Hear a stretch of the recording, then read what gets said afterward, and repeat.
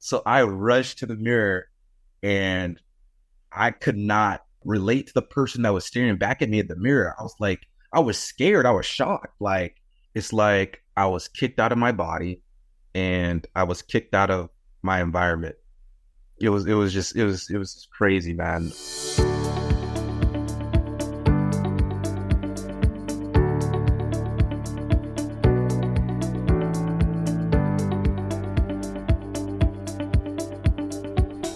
Hey everyone, I'm Sean O'Connor, author of the Depersonalization Manual, and today I'm speaking with Malik from Nashville, Tennessee. Malik is 27 years old. In 2020, he developed chronic DPDR triggered by a panic attack.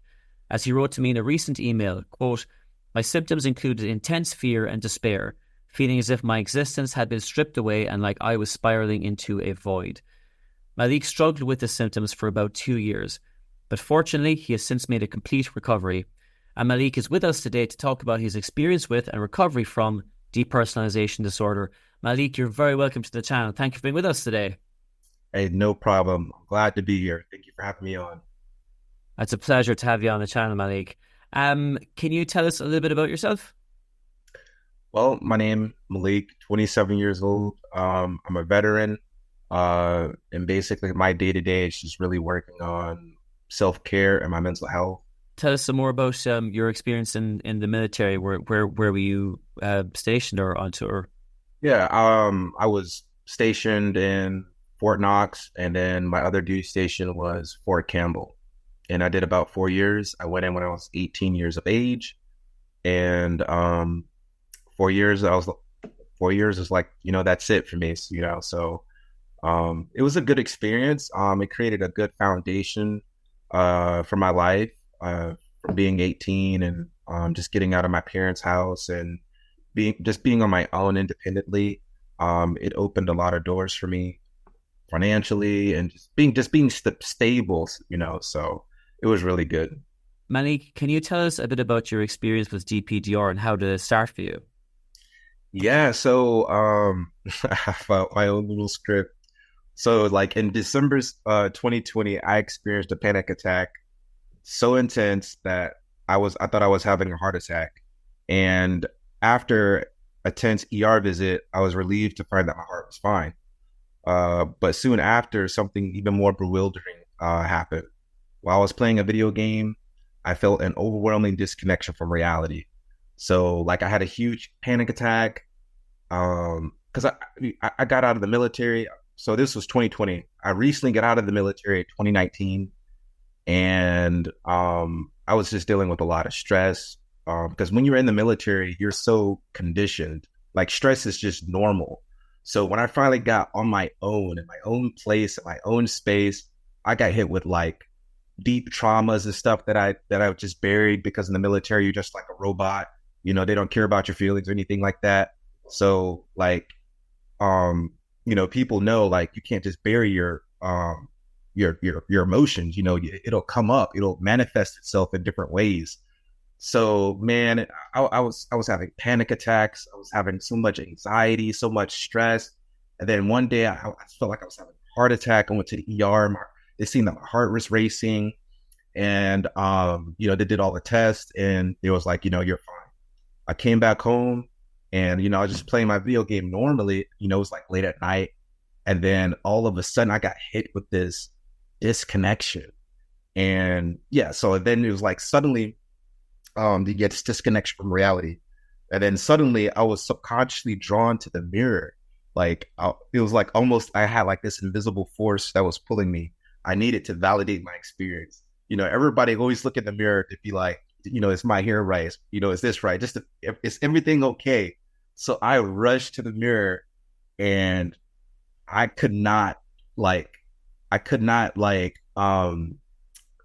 relate to the person that was staring back at me at the mirror. I was like, I was scared. I was shocked. Like, and yeah, it was painful. It was really scary. It felt like I was just spiraling down into a void of nothingness. But Yeah, yeah, it's such a tough experience, and also it's very common to have a delayed reaction between the first kind of instance of anxiety or panic, and then there to be a later, a subsequent panic attack, which can often feel even more frightening because you kind of feel like, well, I've cleared that obstacle, but then you're at home perfectly safe playing a video game. For me, I was at home watching a film, on my own, drinking a Oh, beer, yeah, really and then similar. it just, yeah. But prior to that, I had a very bad experience on weed. But Mhm. that was a few weeks earlier. So that was the first panic attack. But then the DP really hit in that second panic attack, which was a couple of weeks later. Um, but so what were the following days after that like, Malik? Yeah, so I needed to validate my existence. When I finally faced the mirror, the reflection like staring back at me was so alien, unfamiliar. It was like I was looking at a stranger. The fear and the despair that washed over me were indescribable. It felt like my existence had been stripped to nothing. I was spiraling into a void of nothingness. Um, I think like in a few days later, I started to like try to wonder like what is going on. So I went on YouTube, and in this bleak moment, I discovered Sean O'Connor's videos. I discovered your videos, and I eagerly anticipated each new release. Um, so yeah, so finding hope and motivating and finding hope in your motivating and uplifting intros. Like soon as like you'll make a video, right? And then before you know that you talk about the depersonalization, there was always this theme music, and it was so uplifting. And man, it really just motivated me. It's is that what like how I wrote it was uplifting. And man, it's like that theme music. Like Sean is about to go in on this depersonalization thing. Like he's about to shut it down. Like this big, huge, scary depersonalization thing. He's about to shut it down. That's what that theme music was. And yeah, I anticipated each new video. Sean spoke about his. You spoke about your experiences that echoed my own. So I that was it was it was therapeutic for me. So I had something that I could relate to, and it was very healing for me. Like you spoke about feeling disconnected from the person in the mirror. It was one of your videos about how mirrors, that existential fear of mirrors and the fear of not being real, and how such fears could entrap you. And it was a glimmer of light in the darkness. But yet, in the deepest moments of my despair, it was my faith in Jesus Christ that truly sustained me. And there was a verse that held on to, Lamentations 3:22 through 23. It says, "It is of the Lord's mercies that we are not consumed, because his compassions fail not. They are new every morning. Great is thy faithfulness." This verse was like a life. So I really used the Bible as a lifeline, and that verse just reminded me like, you know, as I'm here today, sitting talking to you, as you're here sitting talking to me, we didn't get consumed by this depersonalization. And I can't speak for everybody else, but from my experience, it was this verse, like it was already written. I read it and I held on to it. It is of the Lord's mercies that we are not consumed, because his compassions fail not. He's even there's times that I doubted. I was like, how can I get out of this? God's compassion did not, like his compassions fail not, and they were new every morning.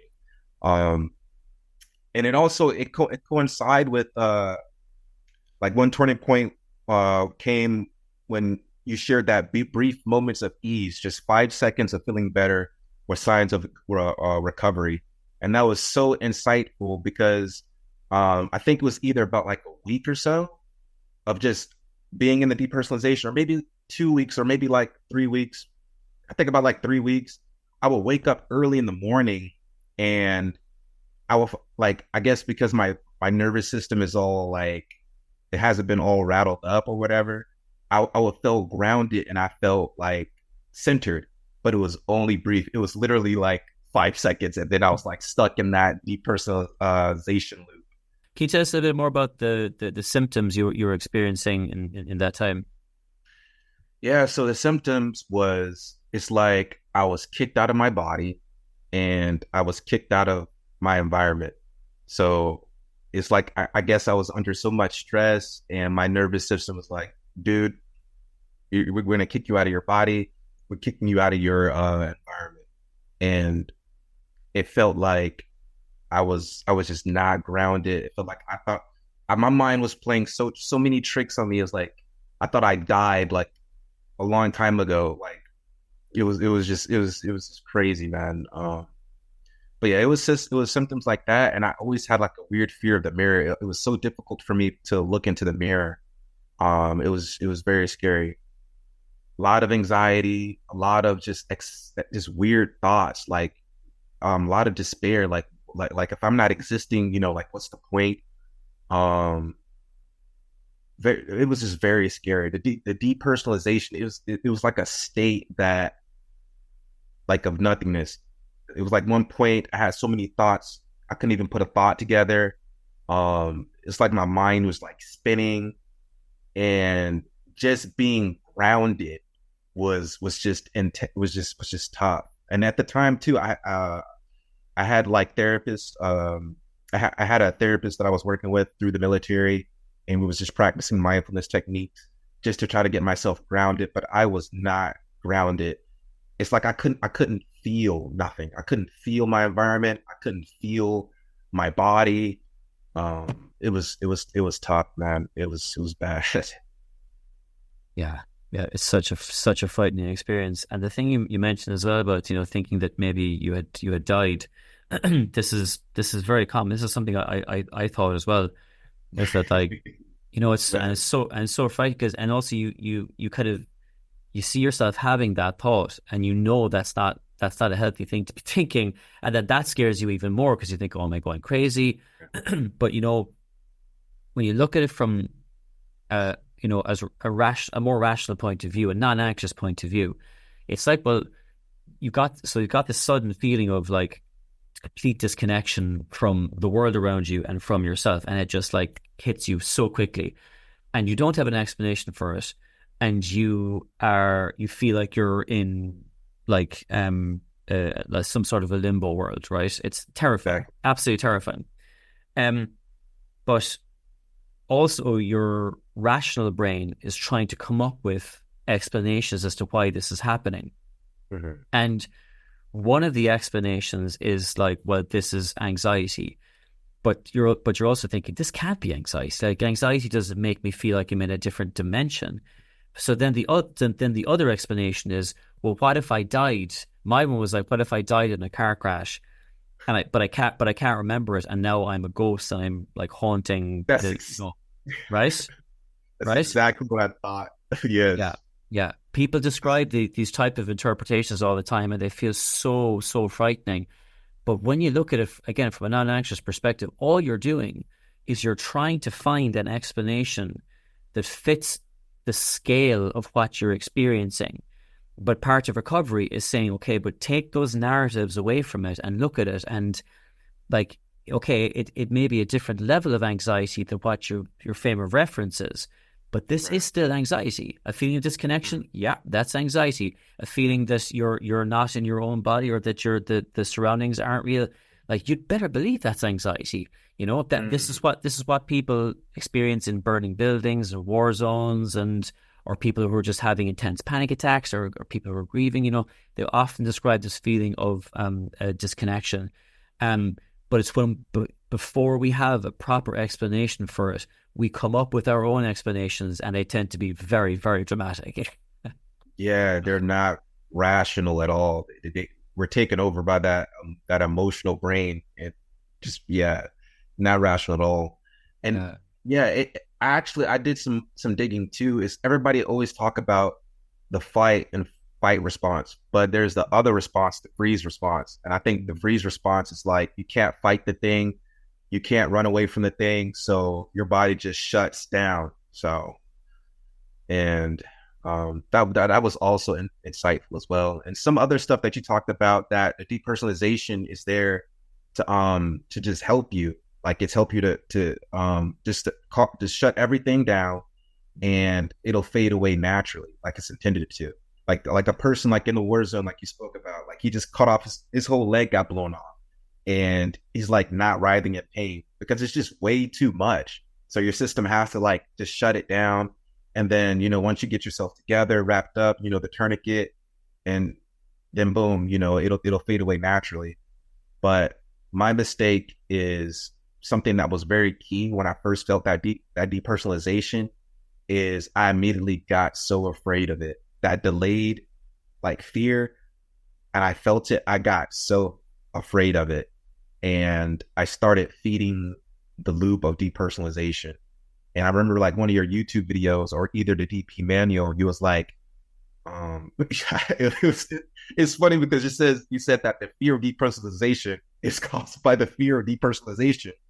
You keep feeding the fear. I was like, oh, I was like, man, Malik, I have to just start to just embrace this thing. Like it'll come, acknowledge it, and then let it go. There was like a YouTube video that I saw, like it was like riding the waves, like let the waves kill you this way and that. Like don't fight. You can't fight against a rip current, but the waves will carry you this way and that, and then it'll set you on shore. So those were things that I had to practice. Those are things that I had to do to just help alleviate some of the symptoms. And that feeling of, as you were describing, about a soldier who has their leg blown off, Mm-hmm. and then they just that feeling of disconnection. Like, so in that situation, that experience of disconnection is actually quite useful. It creates, it's referred to in psychology as the airbag of the brain. It creates a sense of separation between what's happening and between you and what's happening, and a sense of distance that makes it more not acceptable, but it's easier to cope with, I guess, to internalize it. Yeah. But it's not useful when you're at your own house and you're playing a video game, right, or watching a movie. Then Right. when it happens, then your assumption is like, well, my leg isn't blown off. I'm perfectly safe. I'm perfectly fine. So obviously, there's something catastrophic and terrible happening in my brain. So I must be going crazy or having, a psychotic break or something like that. And these Yeah, I thought my brain was broken. I thought I lost my mind. And man, it was just so good that I was able to find your videos. And that's why, like, for me, from my experience, that I really like God was with me. Like, He helped me because, for one, I didn't have anybody. I'm away. I'm away from my family. I don't have friends to support me. And it was just like, soon as I had that panic attack, I think either the next night or the same night or whatever, you was just making those same videos. Like, you didn't have that many subscribers or anything like that. So I caught you just in time. So even though I wasn't able to get a one-on-one counseling with you, I was still able to watch every single video that dropped. And that's why I was eagerly waiting, because each week you would drop a video, or maybe even by the day, sometimes you'll just drop a video, and it was just perfect, man. It was like, I can relate to this. This is me. Every symptom that you wrote in your video was hitting it nail on the head when it came to me, man. And yeah, man, it was on time, man. It was perfect. It was good. That's great. I'm so happy to hear that, Malik. And so at this point as well, were you speaking to a therapist, or were you still under kind of, like, if you saw a doctor, was that still through the military at that point? Yeah. So yeah, I was through the military, and I was getting some therapy help through the military. Yeah. Okay. And we practice mindfulness, which is, I think that definitely was one of the key factors too in my recovery. Is basically, I had to start over because I kept feeding the fear, and I kept entertaining it. I kept agitating it, and I had to figure out a strategy. And my therapist and I came to the conclusion that it's mindfulness, that I have to get back into the body, right? So I have to just be mindful of my five senses, what I can touch, taste, smell, see, hear, and just being mindful, just being in a meditative state. And just being mindful of what of those of our of the senses of the body, and just and meditating on that and making it a habit every single day to practice that, and then reconditioning being sensitive to my body again. And in turn, the body is what connects you to your environment. I'll start be able to feel my environment a little bit better. I'll be able to feel more connected to my body a little bit better. So mindfulness was key, because that depersonalization is you're disconnected from your body and you're disconnected from your environment. So mindfulness is a really good tactic to allow depersonalization to flee, because we don't want to think it as some big bad thing. It's there to help us. But our emotional mind, our rational mind can make so much, crazy stories where it's not helpful. But yeah, it'll help depersonalization do its job, and it'll help it fade away naturally like it's supposed to. So were you working at this point, Malik, or what was your life like at the Yeah, I think it was we were still in like COVID-19. Okay. So I don't think I was able, like I was working at a security, I was working at Kid Rock, not for him personally, but his own bar. And yeah, that was all shut down in like that 2021 era, and like kind of even almost into 2022 in that COVID. But when I was able to even like work, it was very tough. I was so disconnected. I was taking pictures of myself so I could see myself in the picture, I don't know what I was doing. I was just trying to like reconnect I was trying to validate my own existence. And it was just so difficult for me too. And I would look in the picture and I was just like soulless. And yeah, it was tough. Yeah, yeah. And did you speak to your family or friends about what was going on? Did they know what the situation was? No, they didn't really know what it was. And it really wasn't helpful. I was really on my own. All I had was Jesus Christ and the Bible and your videos. That's all I had. That and my therapist practicing mindfulness. And when I was, and another thing too, what you said in regards to did your family know or anything like that? Like at that time, it's like nobody didn't know what depersonalization was. Like it was like some like not common thing almost, because I would search online for it and it was like uncommon, like it was rare, which also aided in my fear. I was like, man, I'm like the only one here struggling with this. Um, so yeah, my family wasn't supportive. Um, just your videos, the DP manual, and Jesus Christ, man, was able to get me through it. What was your lowest point in the whole experience, Malik? Is there a particular time that sticks with you?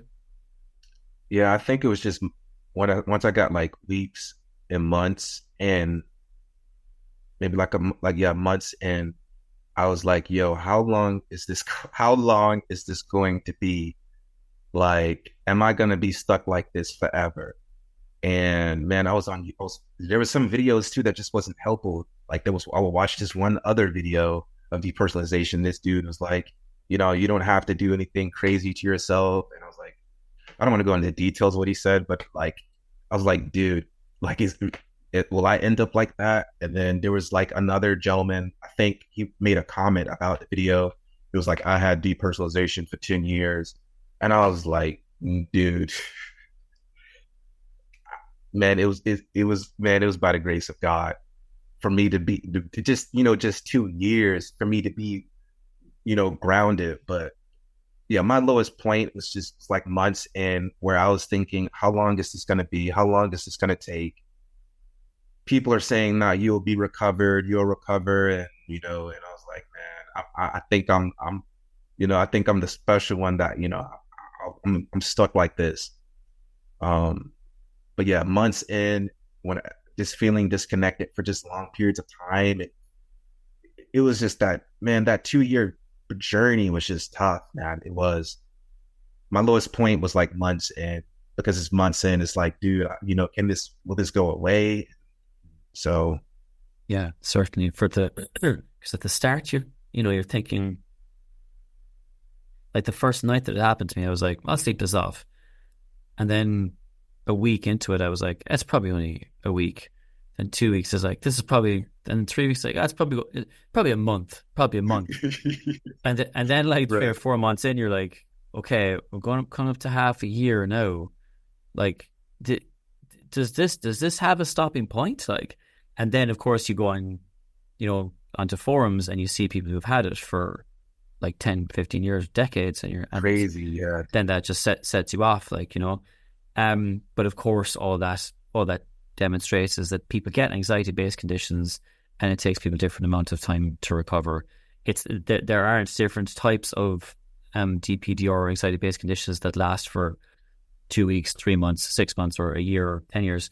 It takes people different amounts of time to do the right things to get to do the right things Recover, to recover. yes. Yeah, And one key thing was that what was really key is that fear loop, the depersonalization fear loop. And she's like, the fear of depersonalization, man, is caused by the fear of depersonalization. And that's where mindfulness is. Mindfulness like allows you to just it's like I'm sitting I'm sitting next to a river, and the river's just going past me. I can acknowledge it, not hide away from it. I can acknowledge the river and just let it go past, because I mean, I'm not going to be able to fight this thing. I'm not going to agitate it. So just being mindful and just letting it just roll on past, and just not feeding it, like just not trying to get caught up. And I think just being mindful, just like I'm even just being mindful of my breath, of just breathing. And I was able to just let it go. Another thing too about the depersonalization, like how I pictured it, it's like a child. Your rational part of your brain is it's like a parent, and then that emotional part of the brain is like the child. And if a child comes up to you with a whole bunch of fear, you're not gonna ignore it or run away from it. I mean, you're just gonna acknowledge it and talk to it, and and try to calm it down and just let it go. So and then it'll fade away. Like if a child has something troubling going on with it, and the parent comes in and talk about it, the child feels better. It goes away. He's not angry about such and such thing, or he's not scared about such and such thing.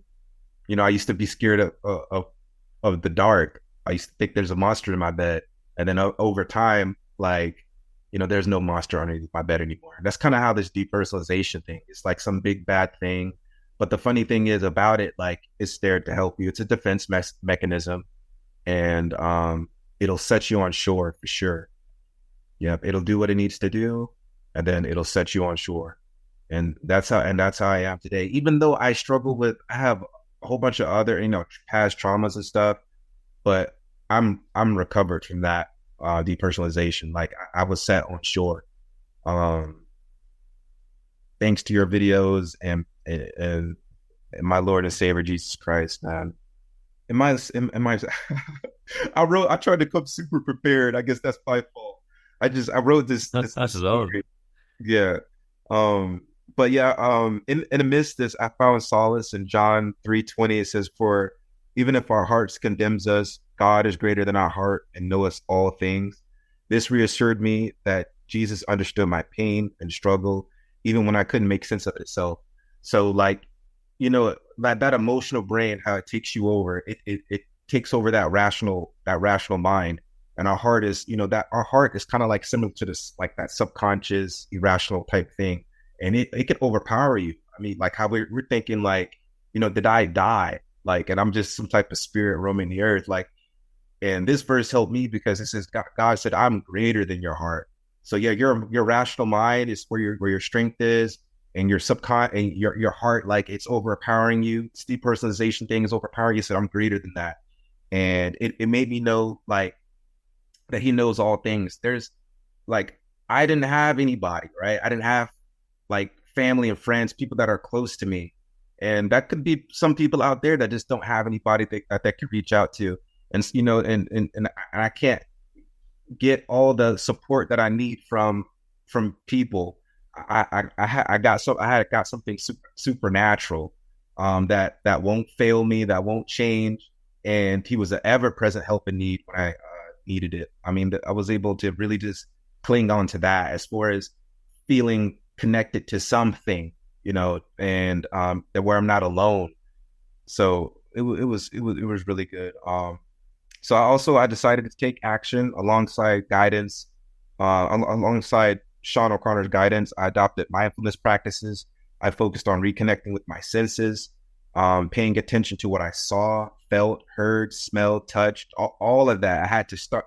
I was kicked out of my body. I was like, okay, I need to start over. So I reconnected with all of my senses, and just started becoming more sensitive, get into the habit of being grounded again. And it did pay off. There were days where it did felt pointless. And the despair threatened to drown me again. But then there were moments of clarity, like when I could actually feel the sun's warmth on my skin. I could hear my own thoughts clearly during meditation. And I use meditation techniques, like imagining a river representing depersonalization flowing past me. Sometimes the river wanted to pull me in and drown me, but I learned to let it pass. By allowing these feelings to come and go, I started to feel grounded. My perspective shifted dramatically. I became more appreciative of my emotions and the small things in life that I had once taken for granted.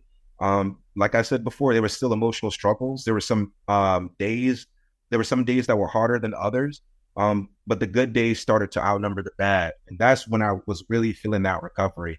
And me just reading the Bible, me being connected to something greater than myself, which is God. He's great. He's the greatest thing. And watching your videos and being more mindful, the good days started to outnumber the bad, man.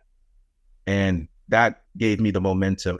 And to coincide what you said, he was like just 5 seconds. Because sometimes like our rational mind, it can't process like a long period of, span of time. It's overwhelming.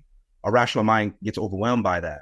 So when you take it like just step by step, our rational mind is able to focus and grasp onto that. So I was able to grasp onto 5 seconds can be 10 seconds. And that's how it was. 5 seconds was 10 seconds. 10 days was 10 weeks of recovery, I'm speaking. And, it became 10 months and boom. And it was able to just pass on through that depersonalization did. Yeah. So there were sorry, Malik. I was just going to ask, can you tell us a bit more about the recovery process and how did it feel like for you? Was it, some people kind of describe it as being like you stop noticing the feelings, or they kind of start fading away in the background and you just kind of get back to your normal life. But what was that experience like for you? Hey, so like the funny thing with that, it's like, it was like this. So that's how it was, man. It's like how I was snapped out. It's like I was snapped back in.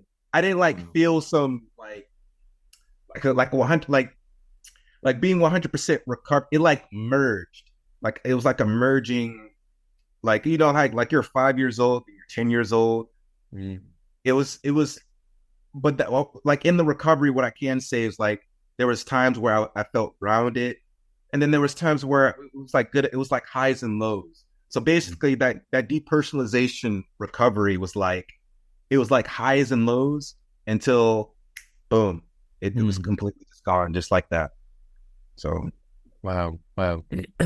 And in terms of your day-to-day life, Malik, what was that like? So were you? I mean, in the time when you had the condition, were you, was it just through COVID, or were you able to do any kind of socializing or working, or was it all just in the isolation period of COVID?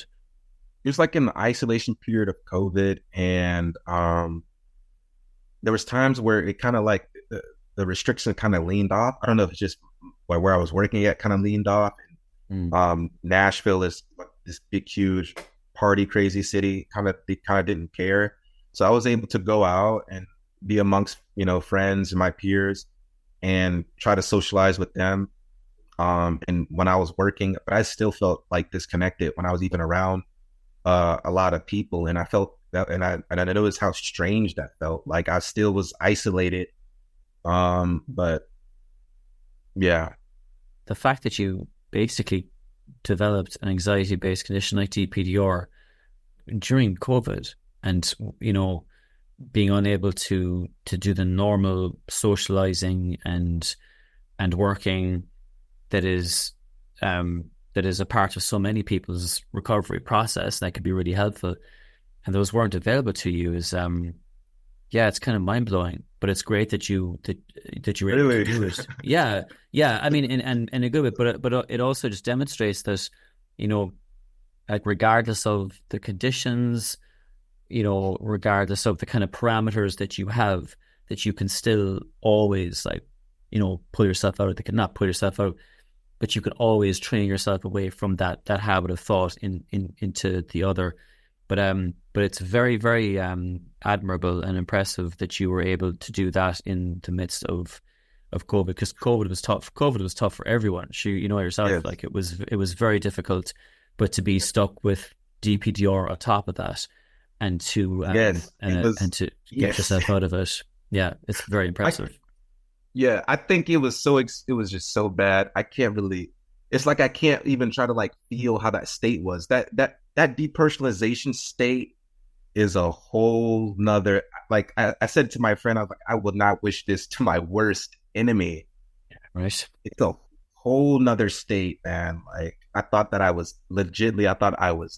I died and stuff like that. I was like I thought I lost my soul, man.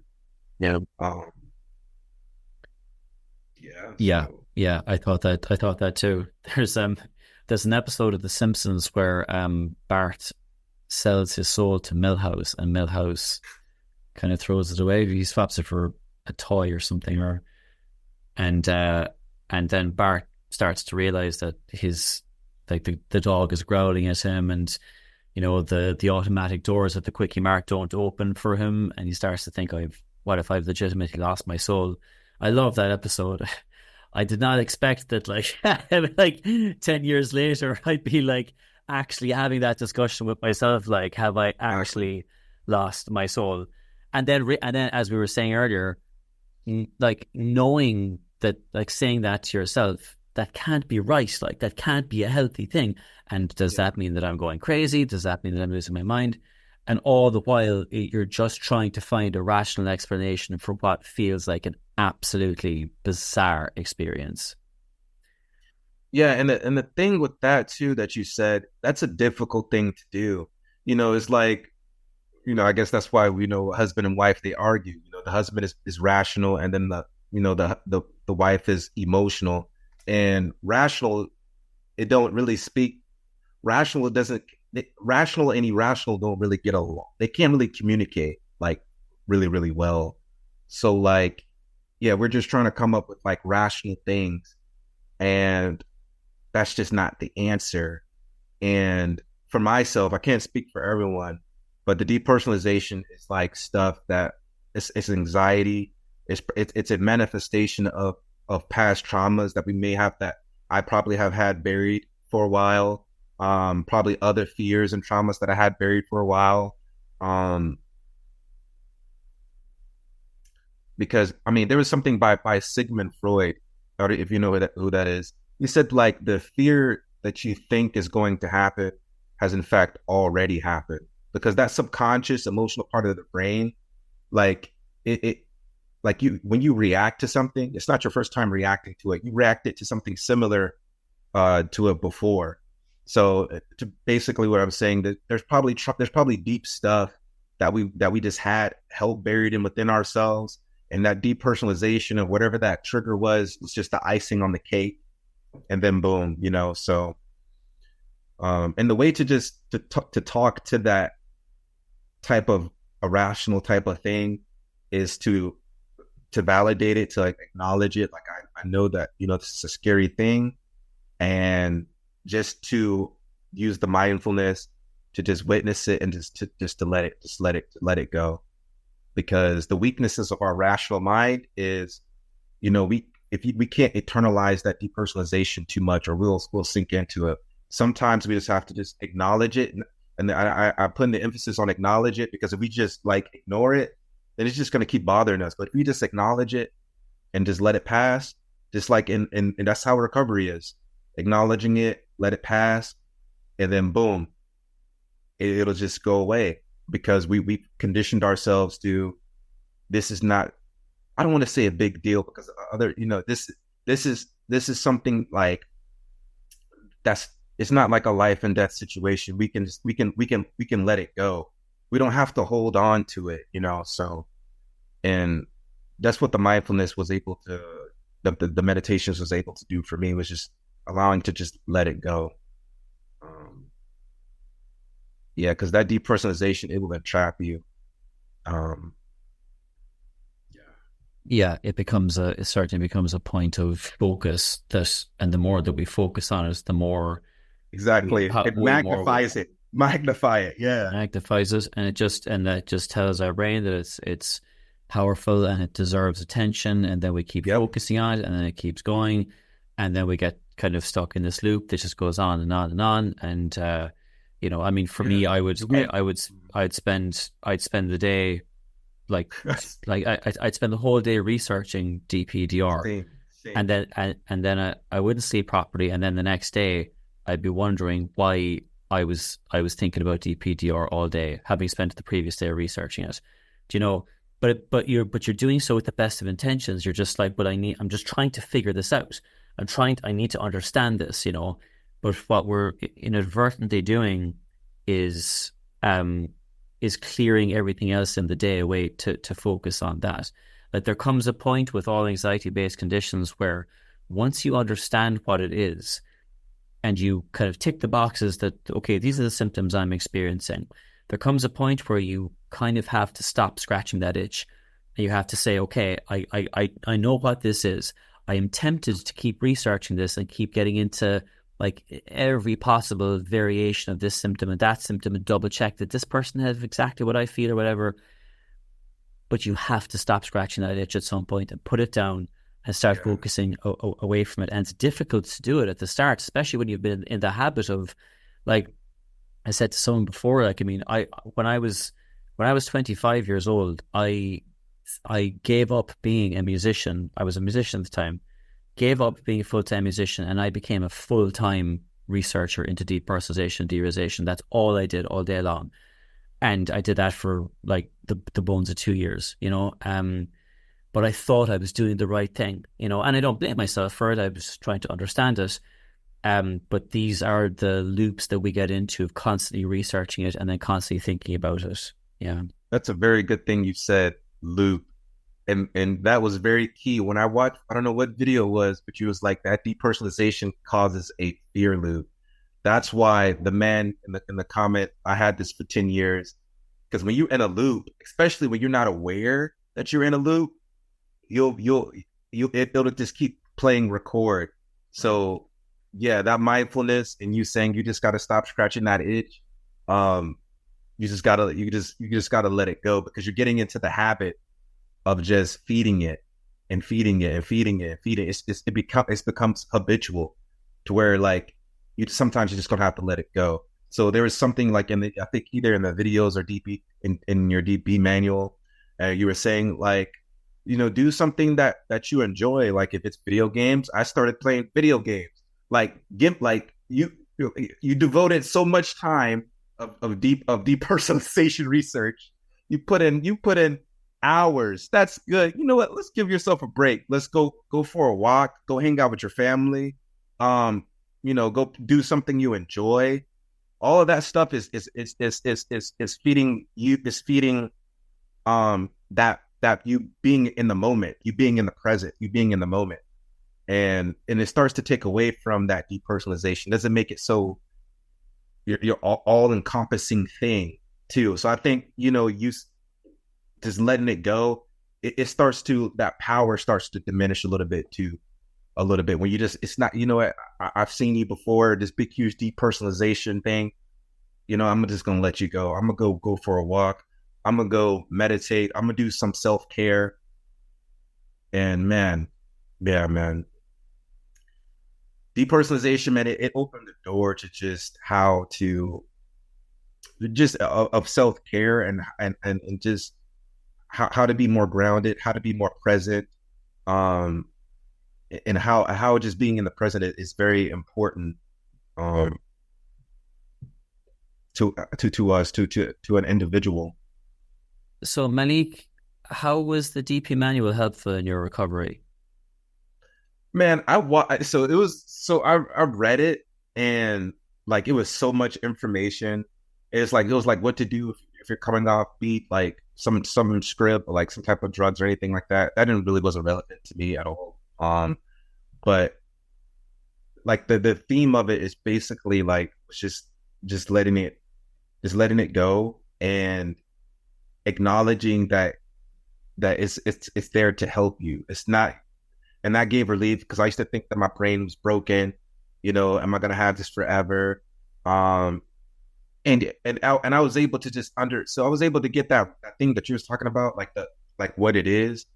I was able to get that, and I was able to like, okay, I figured it out. You know, this is just this is an anxiety. He said, I don't know how many times you said that. It's just an anxiety based condition. Um, you know, don't continually feed it, because if you feed it, you'll be stuck in the loop. So I was able to craft the strategy of mindfulness, of being present, and not feeding the depersonalization. I mean, that was key, is being grounded and not feeding the depersonalization. When it threatens to like it's gonna kill me or something like that, know that it won't. It can't. Um, yeah, it'll threaten, like the waves it'll throw you around, and it'll go. It'll go away. It'll set you on shore for sure. That's what I grasp, and I think it's some things that you said, like you mentioned stuff like doing things that are, you know, fun. You know, do something that would just distract you, because being so focused on the depersonalization, it magnifies it. So do something like distract your mind from it. You know, do something that's beneficial, like meditating, going for a walk, and stuff like that, just to free your mind from it. And at the same time, what you're doing too is you're regrounding yourself in the present, being in the moment. And you know, you can't be in two things at once. You can't focus on depersonalization and being grounded and present. So the more you feed being, you know, grounded and present, that becomes all encompassing, and the depersonalization starts to diminish.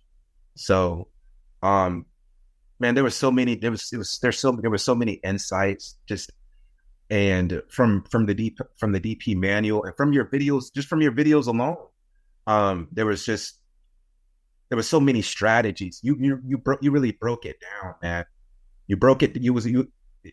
So the DP manual and the videos, it was healing, because when you watches it, you're not um you're not alone. You're able to relate to the videos. It's not like, and this has nothing to do with me. You're able to relate to the videos, and that's mirroring. So you're able to there's healing in that. So it's like when you're watching the videos, it's like you're able to relate and connect with yourself a little bit better. That's why I'm talking about that mirroring part. And also, I think you showed a picture of yourself, you know, like the effects of the depersonalization. And man, I was like, this dude has went through like a war zone. Like this dude has, man, your eyes was all sunken in. And because, you know, just to show that, you know, people's like, oh, you have depersonalization. Yeah, it wasn't that bad. It's not like mine. I beg to differ. My depersonalization was bad. At times I couldn't sleep. I couldn't eat. My family are worried about me. I'm talking about you, worried about me. They don't know like what's going on. You know, it's like, dude, it looked like you went through hell.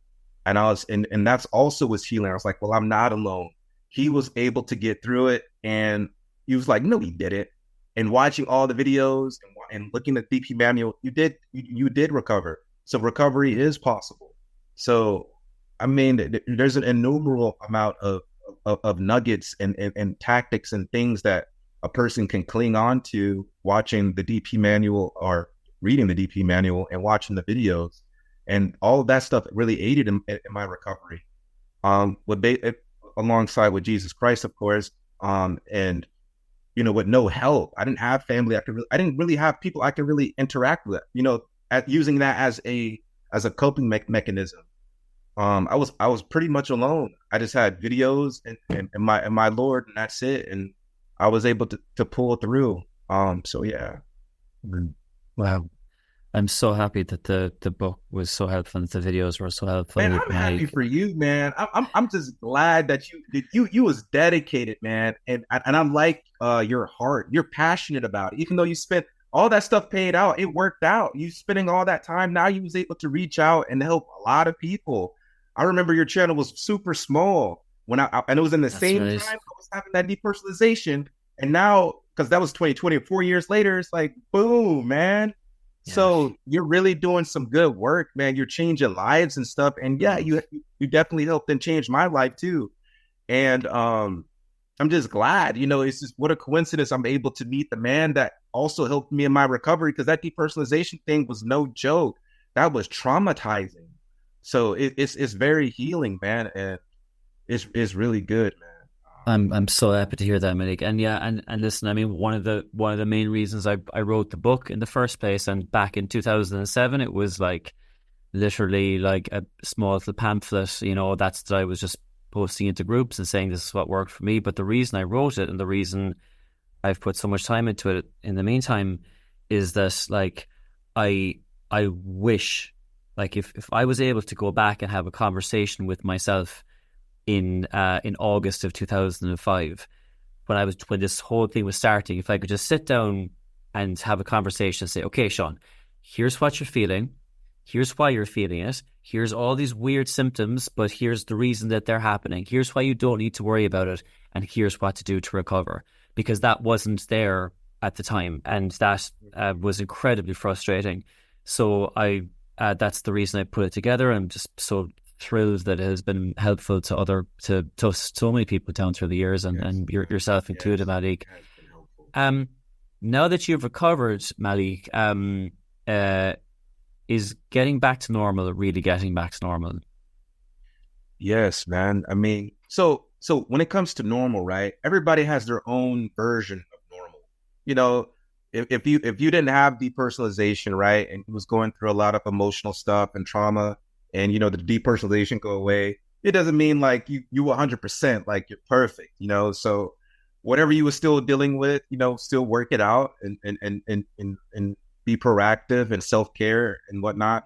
But as far as normal, 100% normal, yes. Being recovered is 100% normal, because I'm not in that state. Whatever that crazy state was where I thought I lost my soul, that's depersonalization. So if you have a little bit of anxiety here, a little bit of anxiety there, and that's normal. But if you're in that state for a long period of time, or you having strong irrational thoughts that you lost your soul, am I in limbo? Am I not in limbo? Am I in my body? Am I spirit? Yeah, that's depersonalization. And me, where I'm at right now, I'm not in that state anymore.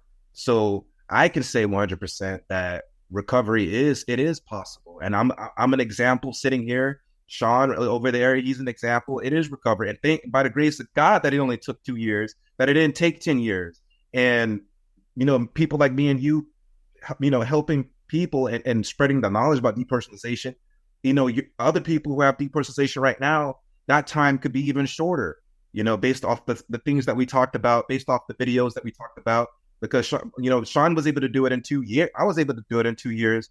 Sean wasn't able to do it 2 years with no knowledge. So now you have the knowledge and the tools available to you. You're not fighting the battle alone.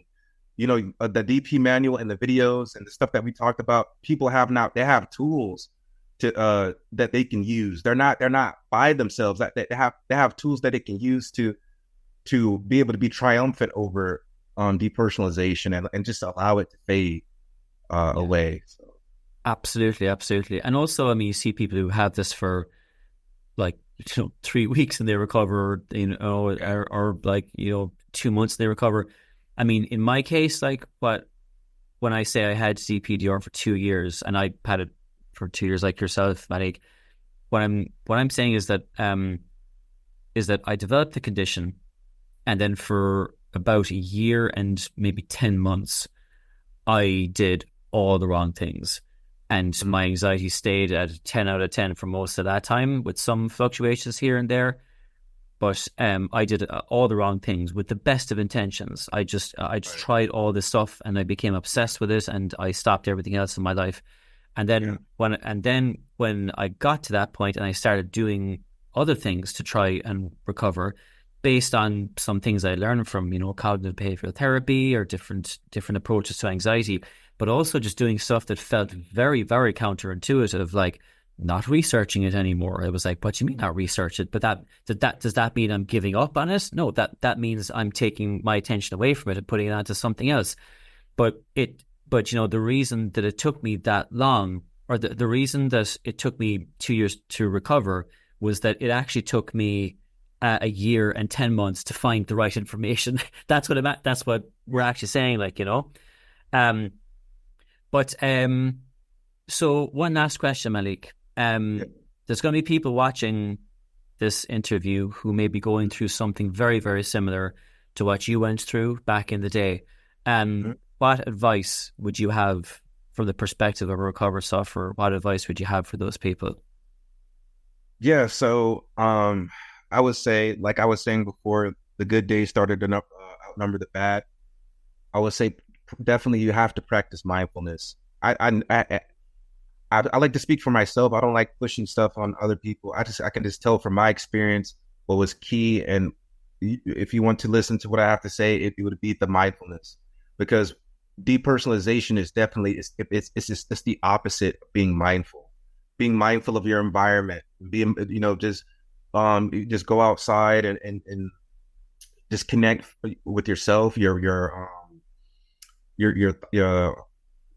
touch, your taste, your smell. If you don't know mindfulness, just look it up and practice just being mindful, and that will ground yourself into your body. And when you're grounded in your body, you'll naturally be grounded back into your, because you use your body to connect with your environment anyway. Mindfulness is key. If you get into the habit of being mindful, instead of, like you were saying, maybe not be so much in the habit of looking up what depersonalization is and feeding that fear. If you feed yourself being grounded and being mindful, I can guarantee that will be key uh in your recovery. And for me, I can speak for myself. What was key in my recovery is reaching into the Bible, and I was able to pull the positive emotions and the grace and the mercy. That's another thing. Like, even though I'm having this thing, like, oh, I'm because I didn't have any family, so I was able to connect to to something supernatural that was beyond me. I was able to hold on to that, and that really empowered me to just not feel like I'm alone, I'm by myself. Um, Another thing I would say is the watch Sean O'Connor videos. He's the pro, man. When it comes to depersonalization, he in his videos, man, he'll break it down to where it is nothing. It'll depersonalization will be like some big overcompensating bully. You watch Sean O'Connor's videos, you're just like, man, you're not so tough, man. For one, it's us within ourselves. So he's like, you're not as scary as it is. And when you watch his videos, he's gonna be able to answer everything, because I thought I was the only one. I looked in the mirror, I'm like, whoa, what is that? He made a video about it. There's so many videos that you can look to that are actually healthy, that won't scare you. Because I was watching some YouTube videos that was like, some people are saying, oh, punch, like, that was not helpful at all.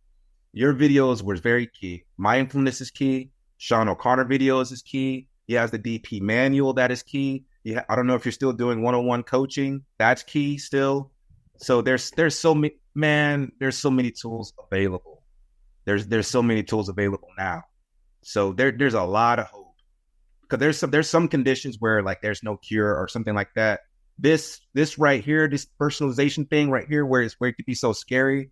There's so many tools and the things that are available to DP sufferers that's out there. So man, there's so many stuff. There's so many tools. Yeah, for sure. It's so interesting, actually. I mean, I remember when I had DPDR, I remember thinking to myself, like, I wish I had literally any other condition in the world other than this, because Yeah.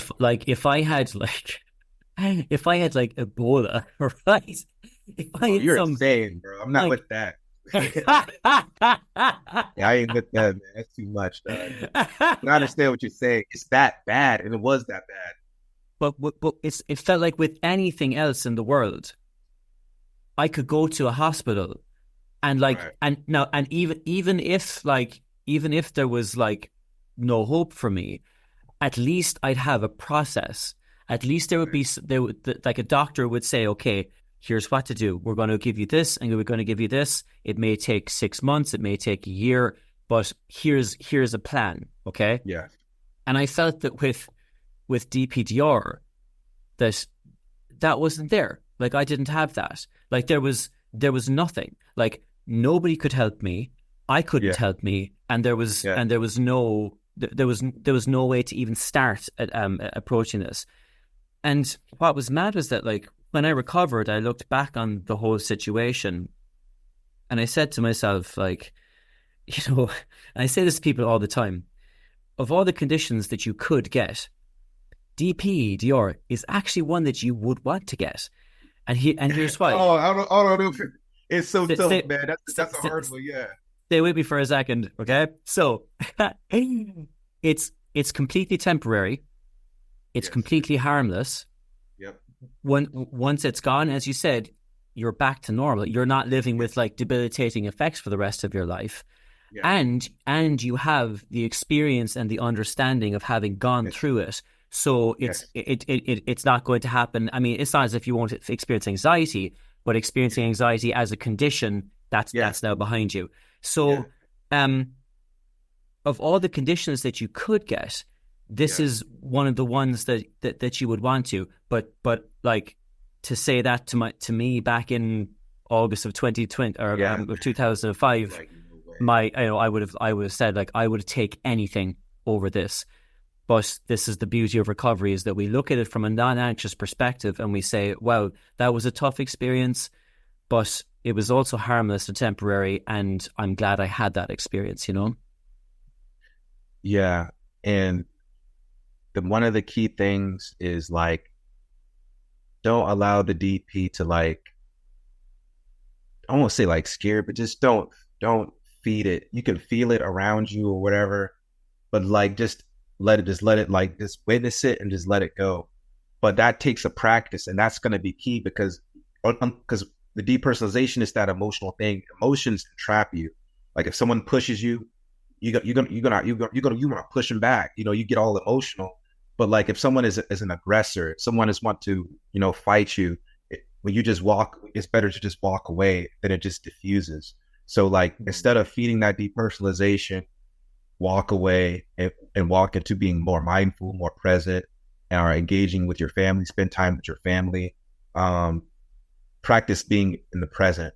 So like I say, practice being in the present, like we're human beings. That's what we're supposed to be, right? We're supposed to be in the present. But when you lost that, if you get into the habit, you're retraining that subconscious part of your mind, because the subconscious mind is based off habitual things. So once you get into the habit of grounding yourself, it won't be a habit anymore. I mean, when you drive your car, when you go to work and you drive your car, you don't be like, how do I do this again? It's just natural. So when you ground yourself again and you reintegrate yourself into things that really matter, you'll just boom, you'll just be like me sitting here recovered. You'll be like Sean there, just recovered. And next thing you know, you can feel the sun on your skin. You can feel the breath in your lungs. You feel grounded. You'll feel like when I see a sunset and it's beautiful and nice, I can connect with that. I can feel that. You'll be able to feel again. But if you're in a depersonalized state and you can't feel, let's get into the habit of feeling again, and you'll recover. Yeah. Yeah.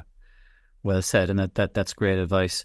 Malik, it has been so lovely to chat to you. I really, really enjoyed this, and it's been a pleasure having you on the channel. I know there's going to be people watching this who find your story inspirational. I hope so, man. I hope I so. have found your story inspirational, and it's so, and the fact this happened to you during COVID as well. I mean, Yes, that must have was just tough been too. incredibly tough, but I'm so Yes. glad that you did, and it's very, very impressive, and it's been lovely to chat to you about it. Thank you. I appreciate you having me here, man, and I appreciate all your work. Thank you, Sean. No worries. Malik, take care, and thank you again for being with us. Bye bye. Take care. Bye.